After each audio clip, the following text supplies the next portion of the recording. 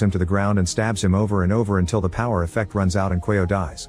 Robin tries to escape and finds the doors locked, so she grabs a brick to break it. However, Art begs for help and confesses he just wants to find his daughter as he offers Robin a bunch of money before passing out. Moments later, Art wakes up in a vet's office, where Robin is stitching his wounds.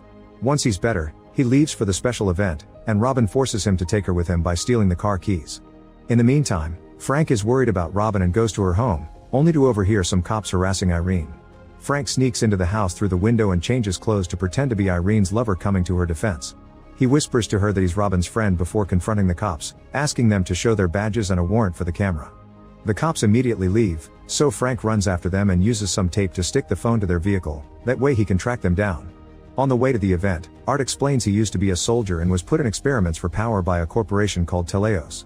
He took power once and almost killed him, but he survived, unlike his army friends. Eventually he quit and started a new life, but when Tracy was born, she had permanent powers because the component was already in Art's seed. When Teleos heard about this, they wanted to take Tracy away to experiment on her, so Art tried running away with her.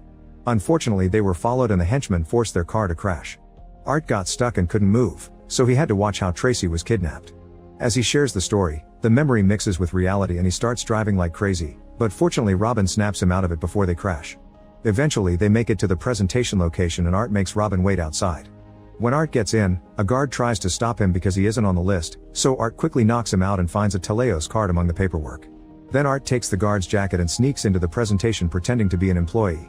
Biggie is presenting power to a South American cartel leader, explaining his goal is to reach the next evolutionary step. They've taken the DNA from different animals to gather the best survival skills so humans can have them too, and Biggie hopes that with his guest's investment one day they can create a permanent version of power. Meanwhile outside, Frank finds Robin and tries to convince her that Art is behind power, but she refuses to believe